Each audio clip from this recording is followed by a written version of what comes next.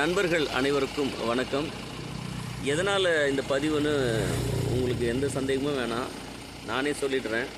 எனக்கு எருமை மாடுனா ரொம்ப பிடிக்கும். அது ஏன்னு தெரியல.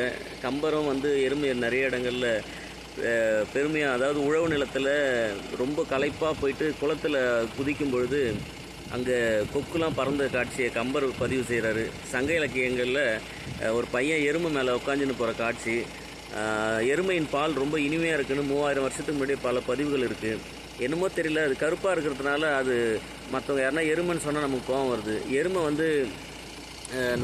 நம்ம நிலத்தினுடைய விலங்கு கிடையாதுன்னு ஒரு சில அறிஞர்கள் சொல்கிறாங்க. அதனால தான் அதுக்கு வெயில் சுத்தமாக பிடிக்காது. எப்போ பார்த்தாலும் சேத்துல தான் இருக்கும் எருமை மேலே. அது ரொம்ப கருப்பாக இருக்கிறதுனால என்னன்னு தெரியல, கொக்கு அது மேலே ரொம்ப சாதாரணமாக ஏறி உட்காரும்.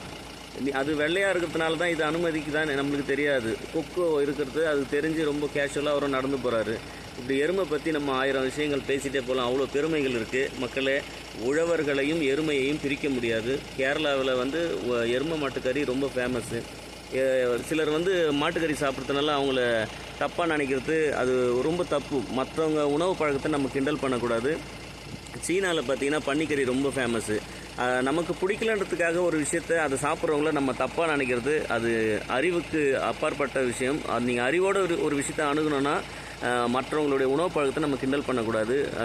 எருமை இந்த நாட்டின் பெருமை. நன்றி, வணக்கம்.